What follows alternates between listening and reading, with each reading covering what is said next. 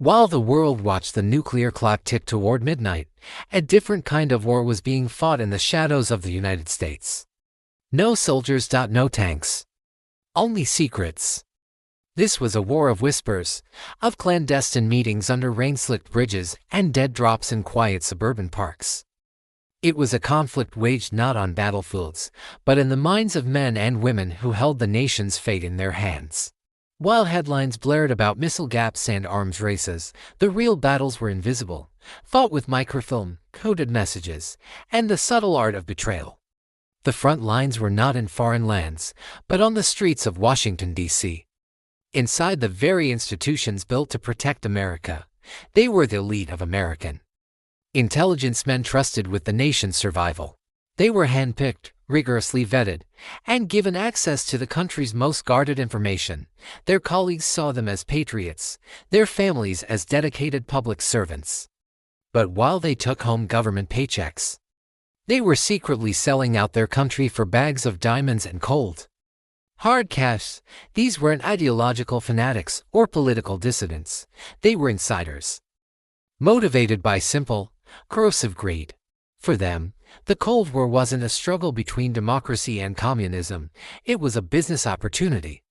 And the product they were selling was America's security, peace by devastating peace, to the highest bidder. Their treachery would rewrite the rules of espionage and leave a legacy of paranoia and death that would haunt the intelligence community for decades. Robert Hanssen was the FBI's top counterintelligence expert. If you were looking for a Soviet mole inside the U.S. government, he was the man you would ask to find them. He was a paradox, a family man, a devout churchgoer who attended Mass daily, and, for over 20 years, the Soviet Union's most valuable asset. From his unassuming desk inside the FBI, Hanssen held the keys to the kingdom. He knew about every major counterintelligence operation, every double agent the U.S. was running, and every technical surveillance method the Bureau employed. He was the fox guarding the henhouse. And he was eating very, very well. He didn't do it for ideology. He did it for over $1.4 million in cash and diamonds. His motivations were a bizarre mix of ego, intellectual arrogance, and a desperate need for money to support a large family and a lifestyle beyond his means. He began his espionage career in 1979, offering his services to the GRU, Soviet military intelligence, for 2 decades. He operated with near impunity. Using sophisticated tradecraft he learned as an FBI agent to evade detection. He would leave packages wrapped in plastic bags under footbridges in Virginia parks, communicating with his handlers through coded newspaper ads and anonymous dead drops. Hanssen compromised some of the most sensitive secrets of the U.S. government, including the identities of Soviet sources spying for America, details of nuclear war planning, and the existence of a secret surveillance tunnel built by the FBI underneath the Soviet embassy in Washington.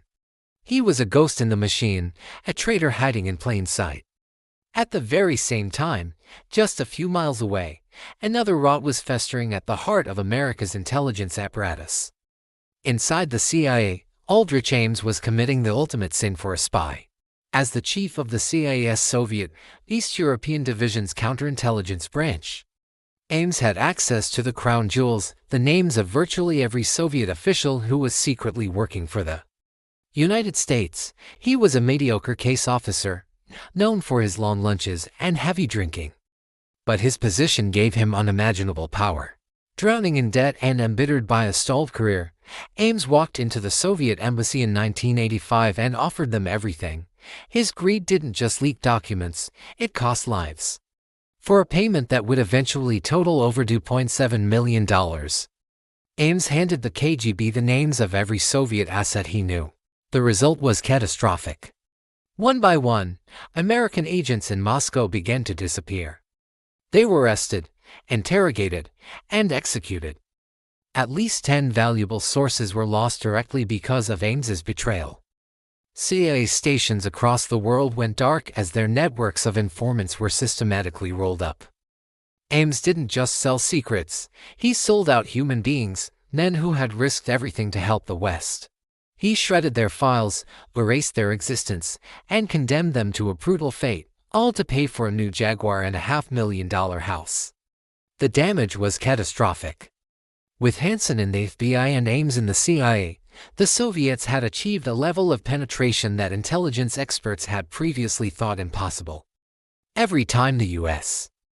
moved, the Soviets were already there. CIA operations were blown before they even began. FBI investigations into suspected moles went nowhere because Hanssen himself was overseeing them, subtly redirecting them, and tipping off the targets. The U.S. intelligence community was flying blind. They knew they had a leak, a massive hemorrhaging wound. But they couldn't find the source. The paranoia was suffocating. Agents began to suspect each other. Careers were ruined on false suspicions. For nearly a decade, the CIA conducted a painful and ultimately fruitless internal mole hunt, convinced the traitor was still in their midst. They didn't know that the man who had crippled their operations, Ames, had already done his worst damage and was living luxuriously off the proceeds. It took a decade of internal paranoia, failed investigations, and the painstaking work of a new generation of investigators before the FBI and CIA finally realized the moles weren't just in the STEM, they were the system. The scale of the betrayal was almost too vast to comprehend. Two men, driven by greed, had single-handedly compromised an entire generation of American intelligence work against its primary adversary. The Cold War didn't just end with a wall falling, it was won and lost in the dark offices and quiet parks where double agents played both sides. The stories of men like Hanssen and Ames are a chilling reminder that the greatest threats can often come from within, hidden behind a mask of loyalty and patriotism. Their treachery left scars that the intelligence community carries to this day. What other secrets lie buried in the archives of that silent war? And this is the Empire of History. Subscribe to uncover the secrets they tried to bury.